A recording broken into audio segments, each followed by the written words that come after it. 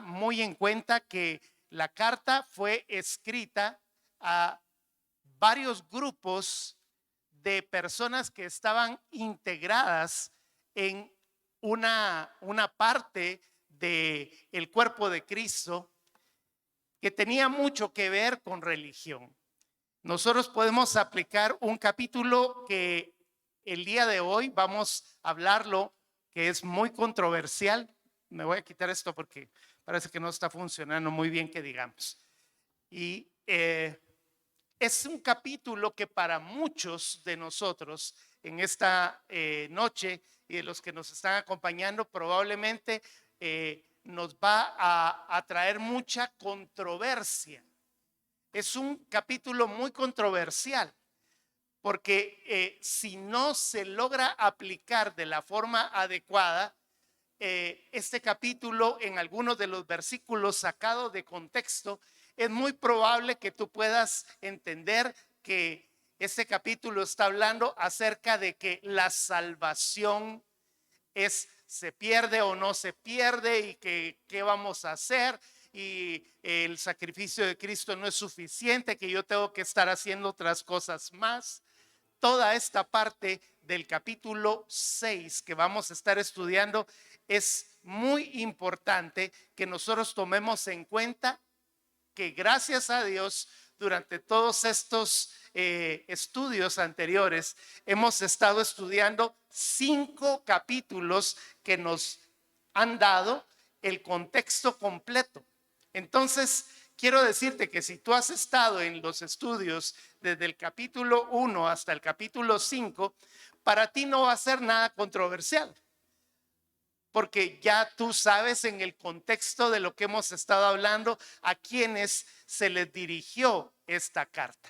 Así es que yo, antes de que podamos entrar directamente a la palabra, yo quiero pedirte que oremos juntos, que le pidamos al que fue el autor de toda la escritura, que Dios Espíritu Santo, Él fue el que inspiró la escritura y que precisamente por Él es que nosotros podemos tener entrada a esa palabra, a esa promesa del Señor. Así es que yo te pido que cierres tus ojos en este momento y vamos a decirle: Señor, gracias, porque tengo tu Espíritu Santo dentro de mí.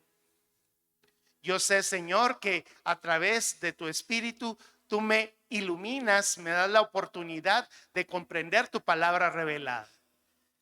Y te pido, Señor, que esa inspiración divina nos permita el día de hoy poder continuar aprendiendo un poco más de la sana doctrina que tu palabra nos da, en el nombre de Jesús. Amén. Muy bien. Quiero comenzar haciendo un pequeño recordatorio de a quién fue escrita la carta. Recordemos que en este momento la carta dice epístola o carta a los hebreos. Los hebreos eran toda una civilización completa, lo dijimos desde el principio del estudio, que abarcaba muchos pueblos. Pero de entre esos pueblos estamos hablando de que existía el pueblo de Israel. E Israel, como una religión, nosotros estamos refiriéndonos al pueblo judío. Cuando Jesús vino a nuestra vida, estuvo en esta tierra y ministró todo lo que nosotros sabemos y conocemos. Jesús vino en el tiempo en el que ya el pueblo de Israel ya ni se llamaban israelitas, eran todos judíos. Y usted se preguntará, pero ¿por qué razón eran judíos? Si eran 12 tribus y apenas la tribu de Judá era una de ellas. Se refería directamente a la religión judía, que era lo primordial para el pueblo de Israel en ese momento. Entonces hoy vamos a hablar de 3 grupos que, si nosotros los tomamos para nuestro tiempo, es muy aplicable para nuestra vida. Es decir, que la carta no solamente tenemos que pensar en hebreos, no solo tenemos que pensar en judíos, sino que usted ubique este tiempo esta carta está siendo dedicada a 3 grupos, principalmente a personas que hemos sido influenciados por una religión. Y aquí estoy hablando de personas que hemos estado en la religión tradicional, la Iglesia Católica, y también los que hemos sido influenciados, óigalo bien, por la religión evangélica. Y usted va a decir, yo pensaba que yo era evangélico. Pues si usted es evangélico, usted tiene que entender de que está metido en medio de un rollo, en medio de una situación de la que usted tiene que desaprender entonces algunas cosas, porque hoy en día ya las personas creen que por estar en una iglesia evangélica ya tienen la salvación y tienen un montón de cosas solo por cumplir algunos prerequisitos. Entonces, el primer grupo al que fue escrita la carta fue a hebreos creyentes. O sea, fueron personas que tenían una nacionalidad, que eran los hebreos, eran judíos que habían permanecido en las filas de su religión, pero que en medio de su vida ellos habían tomado la decisión por estar en Cristo Jesús. Si lo ponemos en este momento, es su servidor. Yo fui una persona, lo he dicho un montón de veces, que estuvo en la religión tradicional. Yo iba a ser sacerdote y todo un montón de personas que probablemente estuvimos en medio de esta idea de que en el momento en el que nacimos en una religión, nosotros tenemos que permanecer en ella, porque si no, entonces nosotros no somos salvos. Entonces, este grupo era un grupo que, al igual que te pasó a ti, al igual que me pasó a mí, sufren rechazo por parte de su gente, por parte de su familia, por parte de sus compatriotas. Ellos se convirtieron a una fe que estaba naciendo en ese momento. El apóstol Pablo y los discípulos, los apóstoles, apenas estaban comenzando a predicar lo que significaba el mensaje de las buenas nuevas del evangelio de la gracia de Dios. Les estaban diciendo, dejen todo lo que tiene que ver con su fe judía, todas las figuras, todo lo que ustedes habían hecho en este momento, ya el Señor lo cumplió.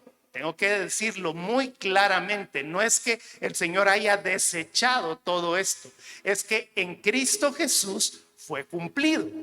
Entonces, al que le tendrían que haber hecho caso era a Jesús. Son personas que en el momento en el que su familia, dígame si tal vez esto le pasó a usted, a mí sí, las personas de su propia familia, de su propia religión le dijeron, si estás profesando esa fe, yo ya no te vuelvo a hablar, yo ya no quiero que llegues a mi casa, yo ya no tengo hijo, no sé qué más cosas te pudieron haber dicho, tanto que pudo haber sucedido. Entonces son tentados a regresar a su religión. Son personas que en ese momento estaban en medio de un ¿será que estoy aquí? ¿Será que estoy allá? Y ese es un grupo que fue inmaduro y fue movido a rituales, porque entonces les decían, mira, pero aquí está el día sábado, ¿por qué no lo vas a guardar? ¿O por qué no vas a continuar pensando en lo que son los sacrificios? Ese es el primer grupo. El segundo grupo, usted va a decir, es igual en la iglesia cristiana, y diríamos acá en nuestras congregaciones Verbo. El segundo grupo eran hebreos, que eran judíos, pero que eran incrédulos todavía. Les convenía la fe cristiana, porque ellos habían visto cómo el Espíritu Santo había hecho grandes cosas, Probablemente en algún momento ellos habían sido sanados, había sido sanado a alguna hija, algún hijo, y ellos no habían creído todavía en Cristo Jesús como su Señor y su Salvador. Eran intelectualmente persuadidos. Diríamos en este tiempo, puede que alrededor suyo, por favor no voltee a ver al que tiene a la par, porque si no va a decir, me estás juzgando, ¿verdad?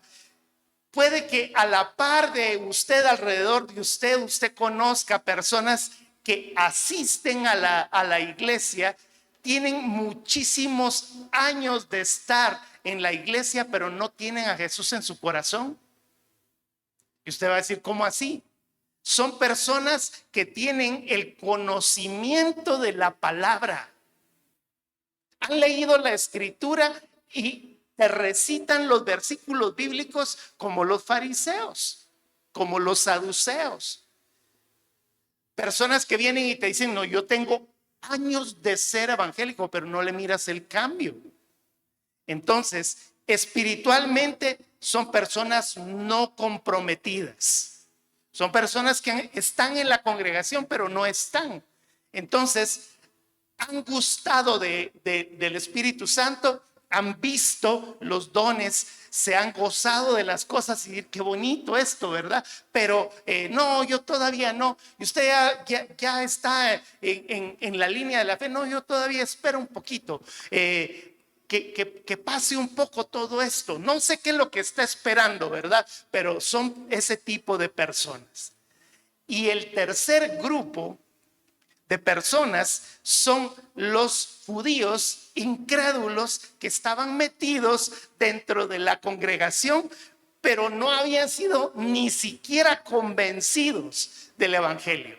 Llegaban, como usted y yo le decimos, de puros chepitos.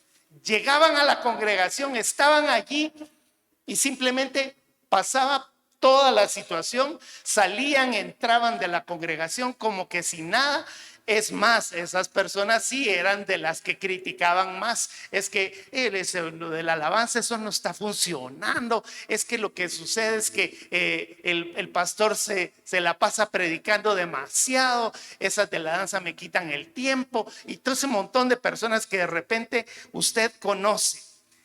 Y le cuento que el capítulo 9 está dedicado para ese tipo de personas. Ya lo vamos a ver un poquito más adelante. Ahora bien, todo esto que yo le estoy diciendo, ¿por qué se lo menciono? Porque cuando nosotros pensamos que la carta fue dirigida solamente a personas que tenían a Jesús en su corazón, cuando usted lee el capítulo, lo que vamos a leer el día de hoy, usted dirá, wow, entonces si hay una persona que si estuvo en la iglesia y de repente dejó de estar, perdió su salvación. Y esto es lo que tenemos de frente en esta parte de la carta a los hebreos. Sin más que más, hoy vamos a entrar a lo que nosotros conocemos como el segmento del capítulo 6 llamado los rudimentos cristianos y el cambio de un paradigma religioso a un bienestar de los principios básicos que nosotros tenemos que tener como hijos de Dios. Le cuento que yo no quise avanzar mucho en este estudio del día de hoy. Tan solo vamos a hablar acerca de esto hasta aproximadamente el versículo 12, porque de allí en adelante vamos a hablar acerca de otro tipo de tema. Así es que hoy vamos a leer los primeros 3 versículos del capítulo 6. Dice, voy a leer de la Reina Valera. Por tanto, nuevamente hay un por tanto allí. O sea, está diciendo, después de todo lo que hemos estado hablando, póngale atención a esto. Así le está diciendo. Por tanto, dejando ya los rudimentos de la doctrina de Cristo, porque ya los tratamos, vamos adelante a la perfección, no echando otra vez el fundamento del arrepentimiento de obras muertas, de la fe en Dios. Punto número 1. Punto número 2, de la doctrina de bautismos. Punto número 3, de la imposición de manos. 4, de la resurrección de los muertos. Y 5, del juicio eterno. Y esto haremos si Dios en verdad lo permite. Ahora, entremos de lleno a esto. Acá se refiere a la insuficiencia de las doctrinas que eran las figuras que utilizaban los hebreos, los judíos, que tenían que ver con cosas que Jesucristo vino a cumplir en el tiempo en el que vino en cuerpo, vino en alma y estuvo en medio de nosotros siendo hombre, pero siendo Dios a la vez. Y nos menciona 5 bases que los judíos tuvieron y que ellos todavía en su constancia estaban tratando de mantenerlos para que se evitara una nueva forma de predicación, que era la que el apóstol Pablo, Bernabé, Silas y todos los demás alrededor era lo que estaban predicando. Entonces vamos a hablar de 5 aspectos importantes.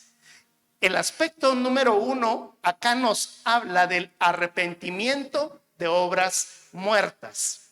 Tengo que aclarar acá que aquí no estamos hablando del arrepentimiento cristiano. Aquí estamos hablando del arrepentimiento de obras muertas, que en el Antiguo Testamento era la figura de lo que nosotros teníamos que ver en el Nuevo Testamento. Puede abrir Ezequiel capítulo 18, Ezequiel capítulo 18, verso 4. Dice: he aquí que todas las almas son mías. Como el alma del Padre, así el alma del Hijo es mía. El alma que pecare, esa morirá. Aquí nos está hablando directamente del aspecto del arrepentimiento. Pero cuando estamos hablando de la nación judía o el pueblo judío, ellos constantemente llevaban a la gente a hacer como una introspección que los llevaba a pensar que ellos estaban necesitando de un arrepentimiento genuino, pero solamente se daba de manera superficial. ¿A qué me refiero? Porque mientras por dentro la gente estaba siendo igual, por fuera se estaban mostrando como gente muy santa. Esto no pasa aquí en Costa Rica. Esto solo pasa en los otros países. Ok, entonces, dice Mateo, vea lo que dice Mateo, capítulo 23, versos del 25 al 28. Les está hablando a los escribas, les está hablando a los fariseos y les está hablando a todos los religiosos de aquel entonces. Y le dice: ay de vosotros, escribas y fariseos hipócritas, porque limpiáis lo de fuera del vaso y del plato, pero por dentro estáis llenos de robo y de injusticia. Fariseo ciego, limpia primero lo de dentro del vaso y del plato, para que también lo de afuera sea limpio. Ay de vosotros, escribas y fariseos hipócritas, porque sois semejantes a sepulcros blanqueados, que por fuera a la verdad se muestran hermosos, mas por dentro están llenos de huesos, de muertos y de toda inmundicia. Así también vosotros por fuera a la verdad os mostráis justos a los hombres, pero por dentro estáis llenos de hipocresía e iniquidad. Es decir, que el arrepentimiento de obras muertas les está diciendo, ya dejemos esa parte, sino que lo que tenemos que hacer es transformar nuestra vida desde dentro hacia afuera. A mí me pareció algo muy interesante porque si ustedes alguna vez se pueden meter al sabio Google, a mi país, ustedes van a encontrar que los cementerios en Guatemala, principalmente en el interior, parece como que si fuera todo un cúmulo de arcoíris. Las tumbas son de diferentes colores, se ve toda una gama de colores alrededor y la gente puede pintarlo como quiera. Pero cuando yo vine acá a Costa Rica, veo aquellos cementerios todos blanquitos, todo blanco. Entonces aquí yo vine y me dije a mí mismo, aquí es donde se cumple la escritura, que son sepulcros que por blanco están por fuera, pero por dentro tienen a todo ese montón de pedazos de hueso y todo lo demás. Ahora bien, Romanos capítulo 2. Romanos capítulo 2, versos 28 y 29 nos dice, pues no es judío el que lo es exteriormente, ni es la circuncisión lo que se hace exteriormente en la carne, sino que es judío el que lo es en lo interior. Y la circuncisión es la del corazón, en espíritu, no en letra, la alabanza del cual no viene de los hombres, sino de Dios. Entonces, ¿de qué nos está hablando? Nos está hablando de que dejemos el arrepentimiento de obras muertas. Cuando yo era católico, a mí me decían que yo tenía que rezar no sé cuántas Aves Marías, por ejemplo, para ganarme la indulgencia plenaria. Yo no sé si usted sabe de todas esas cosas, pero hubo un tiempo hasta la fecha, porque algunas personas piensan que esto ya no se da, pero aún todavía está al día esto. Las indulgencias son una especie como de pactos que se hacen a través de cosas que en la Iglesia Católica se deben de hacer. Por ejemplo, rezar un rosario delante del Santísimo te da indulgencia plenaria. ¿Y qué es la indulgencia plenaria? Que tienes la oportunidad de sacar a una persona del purgatorio. Y uno se queda pensando, ¿cómo está eso? Todavía existe, todavía se da. Y hay personas que vienen y dicen, es que oír la misa tales y tales tiempos te ganas una indulgencia. Son no sé cuántos años más, para no agrandarla mucho, que estás sacando a las personas de un lugar que se han inventado que se llama el purgatorio. Entonces, ¿qué es lo que el Señor nos está diciendo en nuestro tiempo? El Señor nos está diciendo, conviértete de adentro hacia afuera. El arrepentimiento de obras muertas, ya déjalo a un lado. Tú debes de tener un dolor dentro de tu corazón cuando tú has pecado y debes de limpiarlo. Dice Segunda de Corintios, vaya a Segunda de Corintios, en el capítulo 7, verso 10, nos dice, porque la tristeza, que según Dios produce arrepentimiento para salvación, de que no hay que arrepentirse, pero la tristeza del mundo produce muerte. Es decir, que el arrepentimiento que nosotros debemos de buscar no es el de las obras, sino que es el de tener una relación interna con el Señor, un cambio de 180 grados. Ya muchas veces hemos predicado acerca de esto. Amén. Entonces, el punto 1, arrepentimiento de obras muertas. El punto número 2 habla acerca de bautismos. Allí estamos leyendo, recuerde que estamos en Hebreos, en el capítulo 6, y estamos hablando de la parte que corresponde a bautismos. Dice, de la doctrina de bautismos, versículo 2. Y luego vamos a hablar de la imposición de manos.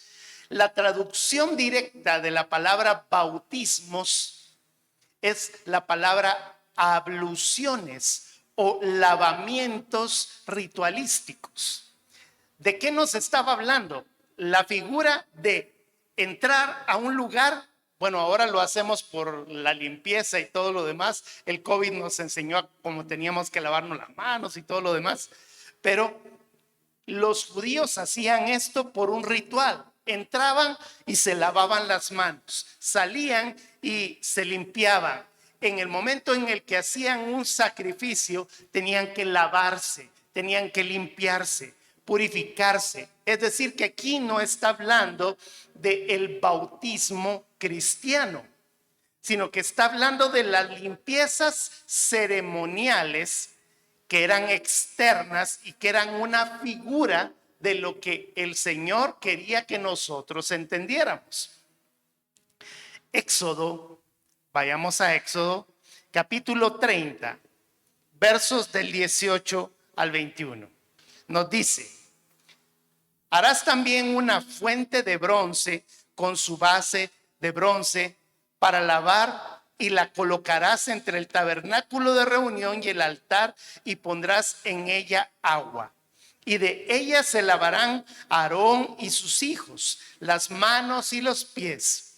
Cuando entren en el tabernáculo de reunión, se lavarán con agua para que no mueran. Y cuando se acerquen al altar para ministrar, para quemar la ofrenda encendida para Jehová. ¿Qué nos estaba diciendo en este momento? Era pura figura. Estaba diciendo que para entrar a la presencia de Dios, todo lo que hagas con tus manos debes de tener limpieza en ellas. Todo lo que haya caminado tus pies en el mundo y se haya ensuciado con las cosas del mundo, tenía la figura de la limpieza de los pies. Pero también aquí estamos hablando de que los sacerdotes, en el momento en el que eran ungidos por primera vez, también pasaban por ese tipo de ablución o limpieza ritualística.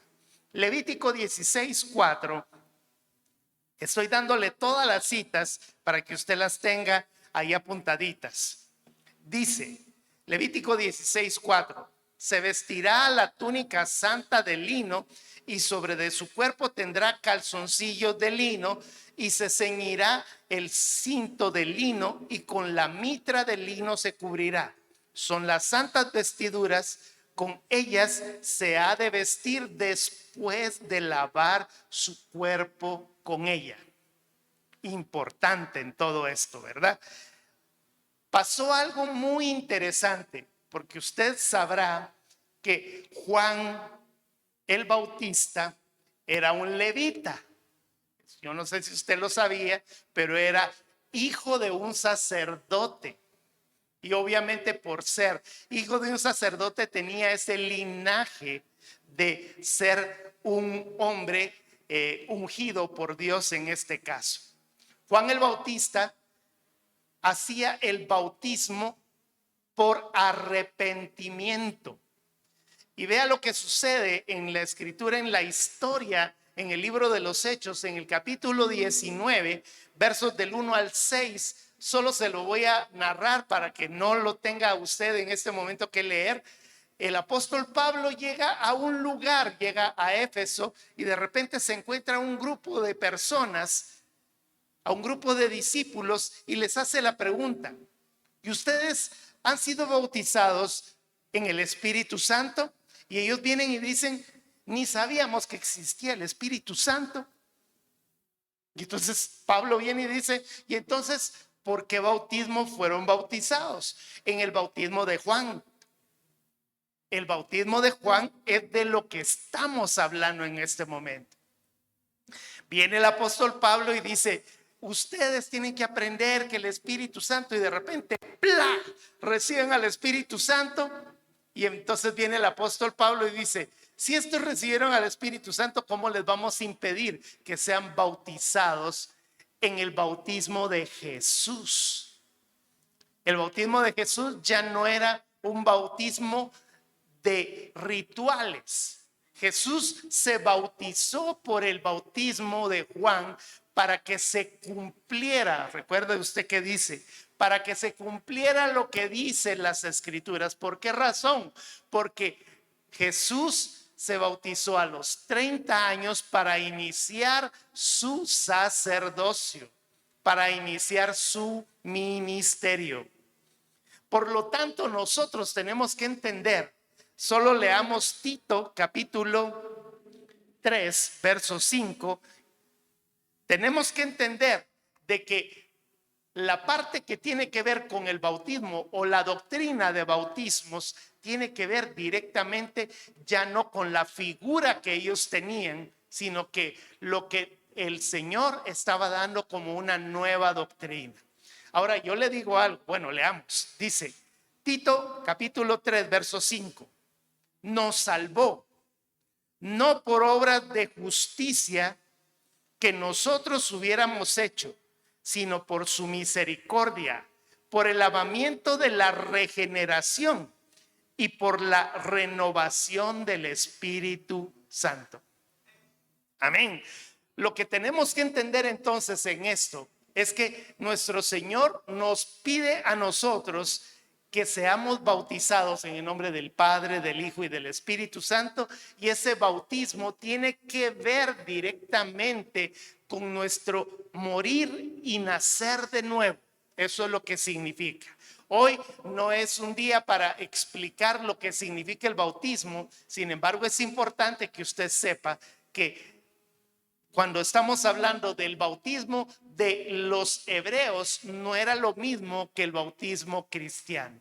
Y para nosotros es algo muy fácil, aunque no para todos. Porque hay personas que todavía me dicen, pero es que a mí me bautizaron cuando tenía 2 meses y a mí no me avisaron. Hubo fiesta, piñata y a mí no me lo preguntaron. Bautízame tú, Jesús, por favor, así entre amigos. Ah, no, esa es la canción de Ricardo Arjona, ¿verdad? Jesús, verbo no sustantivo. Pero es importante que sepamos esta parte. Amén. Le da palmas fuertes al Señor por esto. Amén.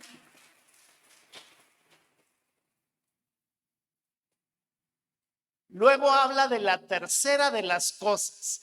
Ya les habló. Dejen de estar pensando en arrepentimiento de obras muertas y dejen de estar diciéndole a la gente que debe de estarse lavando las manos, que debe de estar haciendo tales y tales abluciones, porque si no, no va a ser salvo. O sea que no solamente le habló a los que creían que el sábado había que guardarlo, no habla solamente a aquellos que andaban todavía buscando a los ángeles para que les hicieran milagros y no sé qué más cosas más. Aquí está hablándole a personas que andaban tratando de hacer ese tipo de rituales. Y luego habla de la imposición de manos. Ojo a esto, que aquí es un cambio de paradigma, porque ¿qué entendían los judíos por imposición de manos? Yo lo he explicado muchas veces. La persona llegaba con el sacerdote y llevaba un animalito. En el momento en el que llevaba el animalito, el sacerdote le preguntaba, ¿por qué traes al animalito? Es que yo fallé y yo pequé. Entonces el sacerdote le decía, impón manos sobre el animalito. Cuando imponía manos, la maldición del pecado de el elemento A caía sobre el animalito, que era el elemento B, imponiendo manos, y automáticamente esa persona quedaba maldito.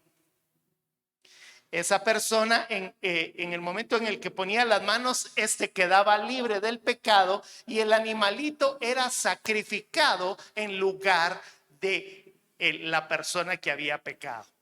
Esto era una sustitución ritual. Levítico capítulo 1, verso 4.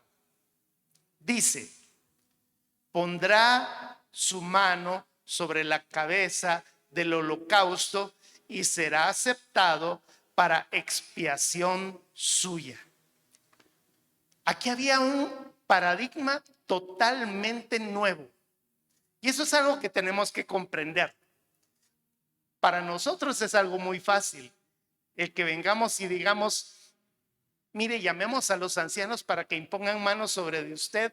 Esta imposición de manos dice sanará al enfermo.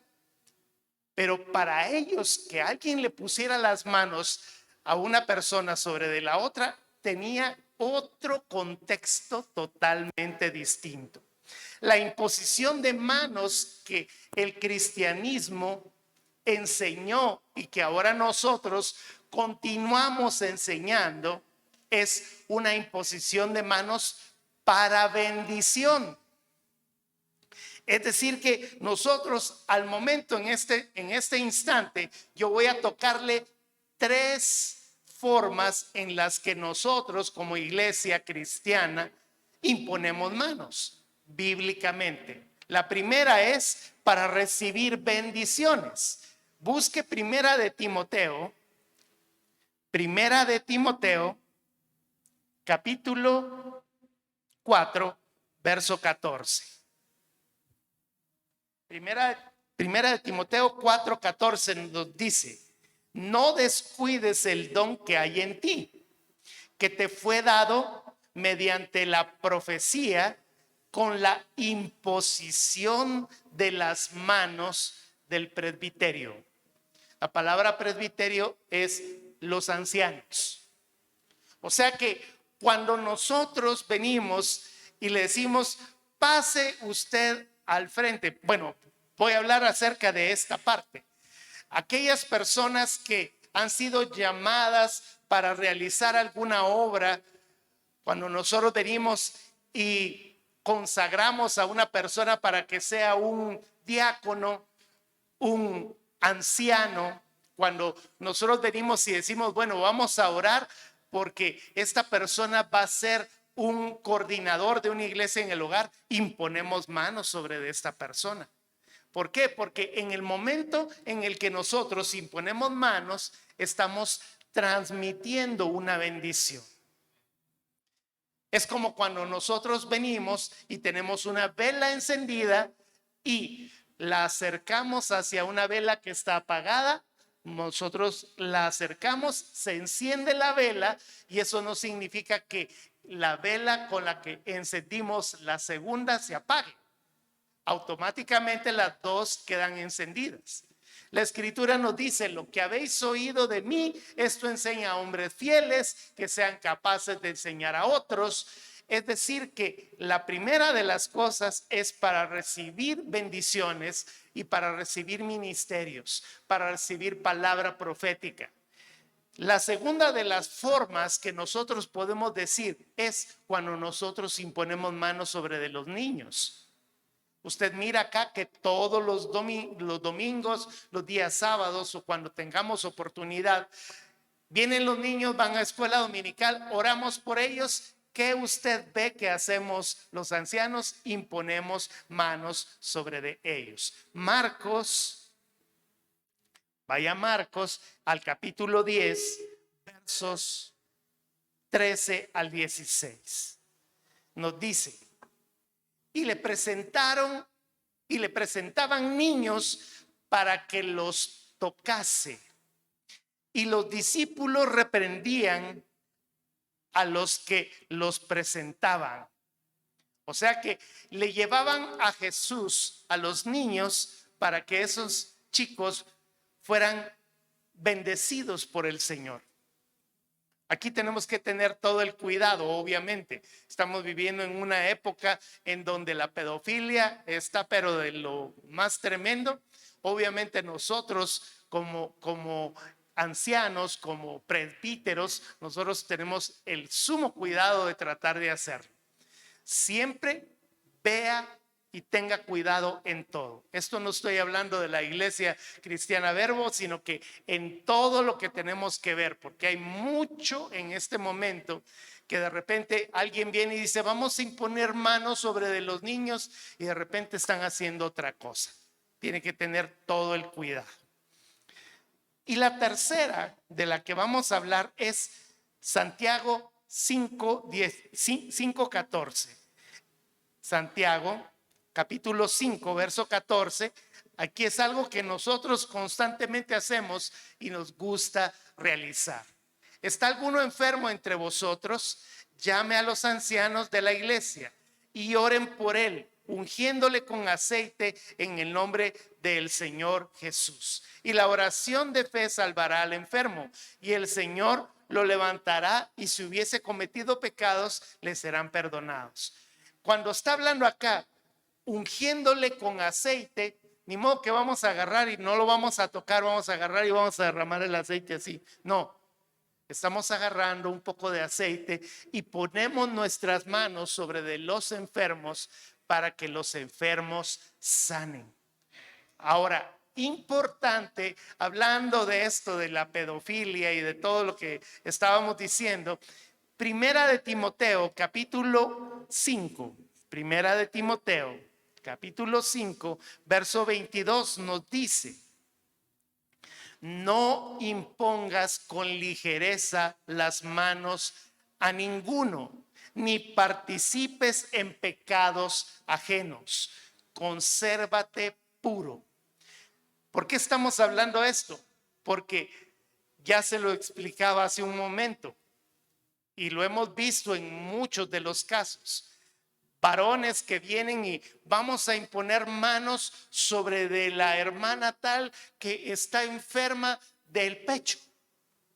El varón poniendo manos sobre del pecho, cuidado. La mujer imponiendo manos sobre de un varón, hay que tener el cuidado. Tenemos que tener todo el cuidado de saber con quiénes y a quiénes estamos permitiendo que nos impongan manos. Amén. Tercera. Cuarta, la resurrección de los muertos. Aquí está hablando el apóstol de algo que para el pueblo hebreo era escritural.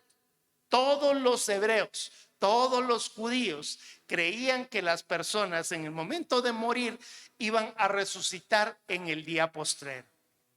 Y esto es algo real, es algo verdadero. Y el Señor lo va a cumplir en el fundamento bíblico al final de los tiempos. Apocalipsis, capítulo 20, versos del 12 al 15 nos dice: y vi a los muertos grandes y pequeños de pie ante Dios, y los libros fueron abiertos, y otro libro fue abierto, el cual es el libro de la vida. Y fueron juzgados los muertos por las cosas que estaban escritas en los libros según sus obras. Nótelo bien, que aquí estamos hablando de que todas las personas que están en el cementerio y que no murieron en Cristo Jesús son esas personas a las que nosotros estamos viendo resucitar al final de los tiempos. Son esas personas que en el momento en el que el mar devolverá sus muertos y el Hades devolverá sus muertos, y todos serán juzgados según sus obras. Aquí no está hablando de la salvación por la gracia en Cristo Jesús. Todas estas personas son juzgadas por sus obras. Así dice el versículo 13 al final. Y fueron juzgadas cada una según sus obras.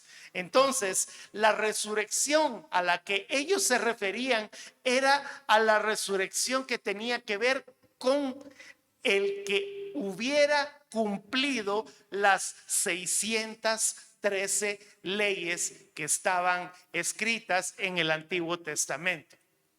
Obviamente, ninguno de nosotros deberíamos de ser capaces de haber cumplido con las 613 leyes. ¿Por qué? Porque dice Romanos capítulo 3 verso 10, no hay justo, no hay ni uno, no hay quien entienda, no hay quien busque a Dios. Todos nos descarriamos a una.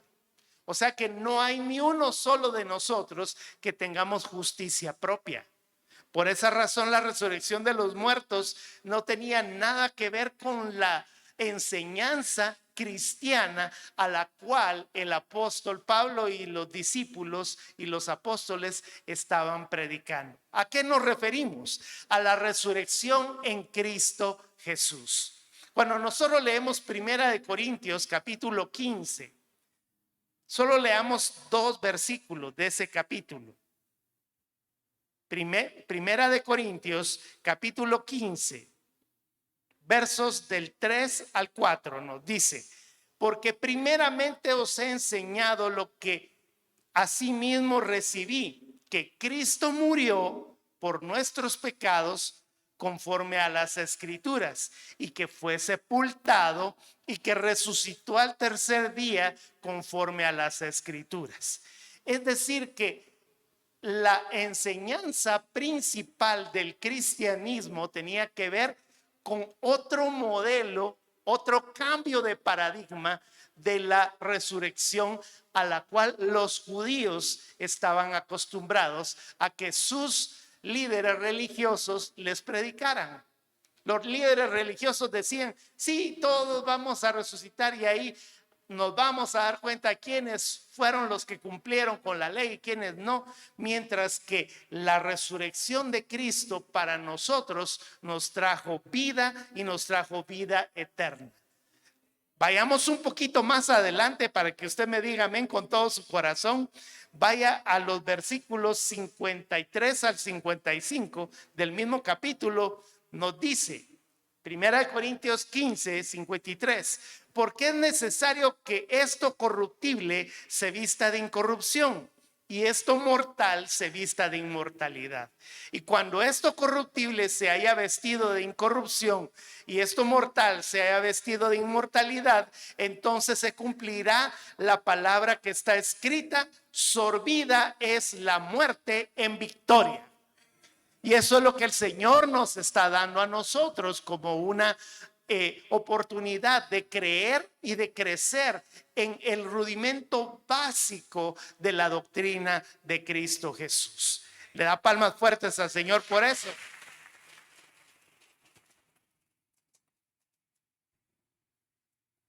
Ya llevamos 4 y vamos a la quinta, que es el juicio eterno. El juicio eterno, el Señor lo hizo y les enseñó que de esa forma iba a ser en la ley. Nosotros hemos visto esto, lo he hecho muchas veces, y si usted quiere, pues puede revisar ahí todas las demás predicaciones. Nosotros, si no tenemos a Cristo Jesús, subimos al juicio del trono blanco. Ahí vamos a encontrar, cuando nosotros lleguemos al Padre allí sentado en la presencia de todos los demás, los 24 ancianos y todo. Y cuando nosotros nos presentemos delante de Él, si nosotros no tenemos al abogado que es Cristo Jesús, entonces dice la Escritura que vamos a ser juzgados por las obras y el juicio va directo. No nos encontramos escritos en el libro de la vida del Cordero, automáticamente vamos para el infierno. Mientras que cuando nosotros tenemos a Jesús, Él nos muestra la oportunidad de que nosotros tengamos un mejor juicio. El juicio es el juicio de los galardones. Yo no sé si usted ha leído esta parte de la Escritura, por eso es que la parte de Hebreos es tan hermosa. Segunda de Corintios capítulo 5 verso 10 nos dice: porque es necesario que todos nosotros comparezcamos ante el tribunal de Cristo. Aquí no está hablando del juicio del trono blanco, donde vamos a estar en el juicio eterno. Dice, el tribunal de Cristo, para que cada uno reciba según lo que haya hecho mientras estábamos en el cuerpo, sea bueno o sea malo. ¿A qué nos referimos en la Escritura? Dice la palabra el tribunal de Cristo. La palabra es en el griego la palabra bema. Y este tipo de juicio Es para que usted lo tenga más claro, como cuando se ganan los lugares en las Olimpiadas. Usted mira un lugar donde está el tercer lugar, que está más abajito, en la parte de a un lado está el segundo lugar, que está un poquito más alto, pero el primer lugar está en medio de los dos. Y entonces llega el del tercer lugar. El tercer lugar ya se coloca allí y le entregan un galardón. El del segundo lugar se coloca y le colocan un galardón. Y el del primer lugar le ponen su galardón. Y todos fueron ganadores. Pero unos un poquito más, otros un poquito menos. Esa misma forma es la que el Señor nos habla del tribunal de Cristo.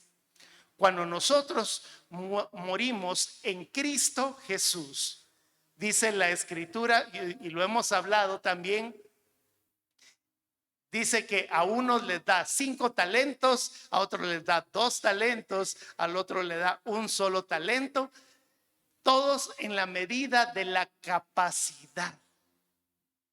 Y eso significa que cuando nosotros lleguemos a la presencia del Señor, el Señor nos entregará coronas de gloria.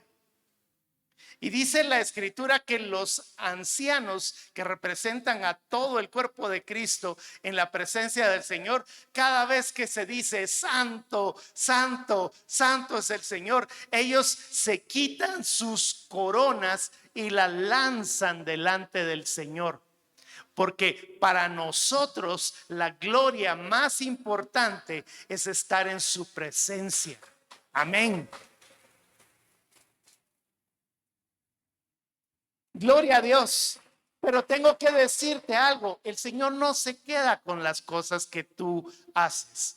Siempre vamos a obtener una bendición, siempre vamos a obtener un galardón de bendición, porque el Señor sabe premiar a sus hijos. Amén. Gloria a Dios. Entonces ahora avancemos, ya leímos esa parte, ahora veamos esos capítulos que son un poquito controversiales. Estoy a muy buen tiempo, apenas llevo predicados 28 minutos, voy muy bien. Dice los versículos del 4 al 9. Aquí es donde vea, lo que vamos a leer en este momento para usted y para mí va a ser algo muy sencillo de entender después de haber leído todo lo que hemos leído. Pero cuando usted escucha a una persona que dice, es que el sacrificio de Cristo no fue suficiente, usted necesita ganarse su salvación, porque la salvación puede que se pierda o puede que no se pierda. Cuando usted oye eso es porque hay una persona que agarró desde el versículo 4 hasta el versículo 9, agarró el texto, lo sacó de su contexto y lo está volviendo un pretexto para que nosotros podamos comprenderlo. Dice, porque es imposible que los que una vez fueron iluminados y gustaron del don celestial y fueron hechos participantes del Espíritu Santo y asimismo gustaron de la buena palabra de Dios y los poderes del siglo venidero y recayeron, sean otra vez renovados para arrepentimiento, crucificando de nuevo para sí mismos al Hijo de Dios y exponiéndole a vituperio. Porque la tierra que bebe la lluvia, que muchas veces cae sobre de ella y produce hierba, provechosa a aquellos que por los cuales es labrada, recibe bendición de Dios. Pero la que produce espinos y abrojos es reprobada y está próxima a ser maldecida, y su fin es el ser quemada. Pero en cuanto a vosotros, verso 9, pero en cuanto a vosotros, oh amados, estamos persuadidos de las cosas mejores, y que pertenecen a la salvación, aunque hablamos así. Acá voy a hablar. Vimos 5 ventajas que eran figuras que eran insuficientes para la perfección intelectual y para percibir la salvación de parte de los judíos. Esas 5 cosas adicionales a el famoso reposo, a los ángeles, todo lo que hemos estado hablando en lo anterior. Entender no es ser regenerado. Voy a repetir estas palabras.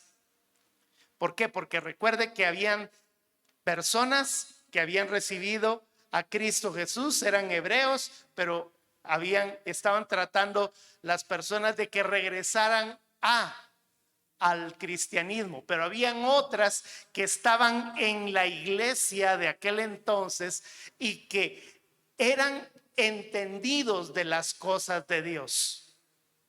Ahí estaban los fariseos, ahí estaban los saduceos. En este momento hay personas que te dicen, tengo 10 años, tengo 15 años, y de repente tú te das cuenta que son personas que han estado en la congregación pero no han nacido de nuevo.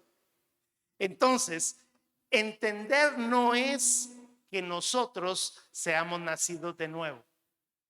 Que nosotros entendamos la Biblia no significa que nosotros seamos regenerados. Todos pueden experimentar la bondad de Dios. ¿Cuántos han experimentado la bondad de Dios? Amén. Le cuento que también los mareros han experimentado la bondad de Dios. Es que sabe que a veces nosotros confundimos las bendiciones con cosas materiales. En el hospital de San Ramón puede que en un momento dado, en una de las salas de maternidad, esté una cristiana nacida de nuevo y que está dando a luz a su bebé. Y dice, qué bendición, el Señor me regaló esta bendición. Y al lado de ella está probablemente la esposa de uno de los asesinos más fuertes de San Ramón. Está dando a luz a un bebé. Y ella puede decir, qué buena la bendición que Dios me está dando. Dios hace salir su luz. Dios hace salir su sol para buenos y malos. Mateo capítulo 5, verso 45 nos dice, para que seáis hijos de vuestro Padre que está en los cielos, que hace salir su sol sobre los malos y los buenos, que hace llover sobre de justos e injustos. Y hemos de entender de que en la iglesia de Cristo no todos, estoy hablando de la iglesia evangélica, óigalo bien. En la iglesia evangélica todos pensamos que somos salvos solamente porque estamos asistiendo a la iglesia los días sábados, los días domingos, los martes de Génesis y todo lo demás. No te hace salvo el que tú asistas a la congregación. No te hace salvo de que tú tengas todos los cursos del Centro de Equipamiento Verbo. No te hace salvo porque tú vengas y hayas asistido a un seminario teológico y tengas un título de teología, como en mi caso. Yo no voy a ser salvo por ser teólogo. Yo no voy a ser salvo porque mi mamá es cristiana evangélica y entonces yo asisto a la iglesia porque a mí me obligan y a mí me llevan. No eres salvo si no has recibido la salvación a través de la sangre de Jesucristo dentro de tu corazón. Por lo tanto, cuando nosotros leemos que los 3 grupos receptores de la carta más los del grupo, los otros 2 grupos, el grupo 1 que eran los que sí realmente tenían a Cristo, que de repente les estaban diciendo, no, mejor regresate a la doctrina de imposición manos y no te dejes que te estén imponiendo manos. Y él decía, no, Yo prefiero que una persona venga y ore por mí. Entonces, no estamos hablando solo de eso, sino que estamos hablando de que aquellas personas que eran judíos incrédulos estaban dentro de la congregación. Le cuento que aquí allá en redes sociales también hay personas que creen que están por escuchar todo el tiempo las alabanzas. Vamos a ser salvos. Olvídese, es relación la que nosotros tenemos que tener. Entonces, ¿qué pasa? La escritura nos dice, aquí regresando, Hebreos en el capítulo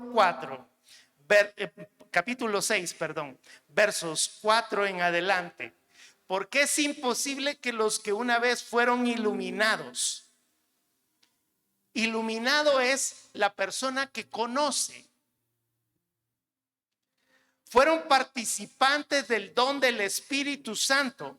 No es que lo tengan dentro de su corazón, sino que lo vieron en acción.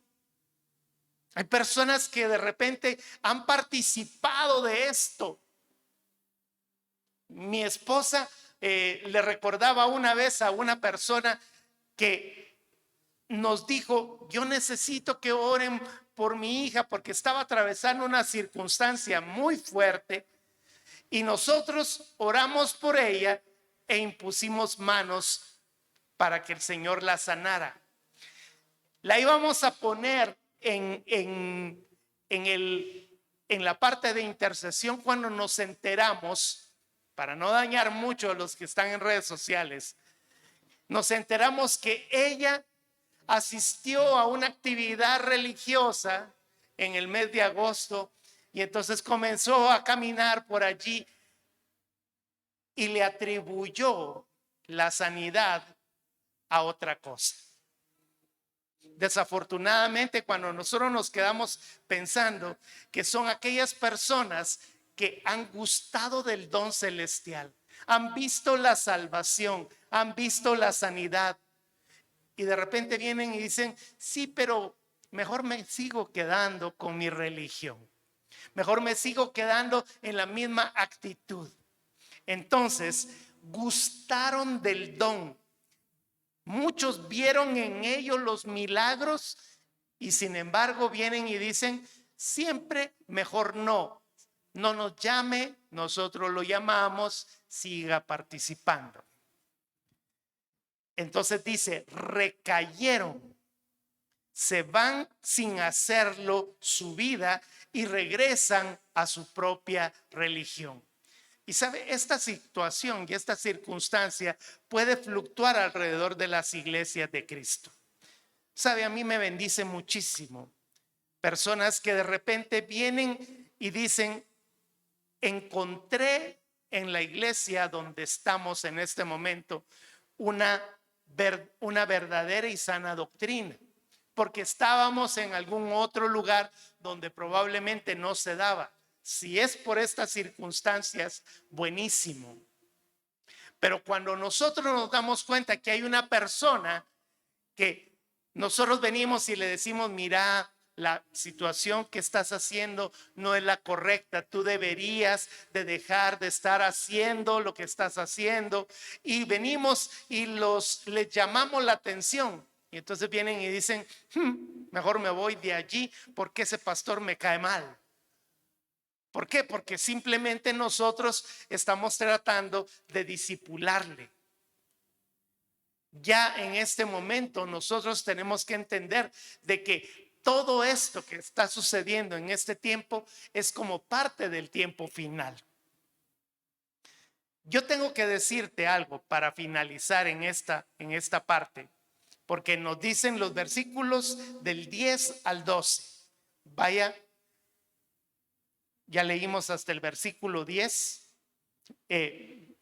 hasta el versículo 9. Leamos los versículos del 10 al 12.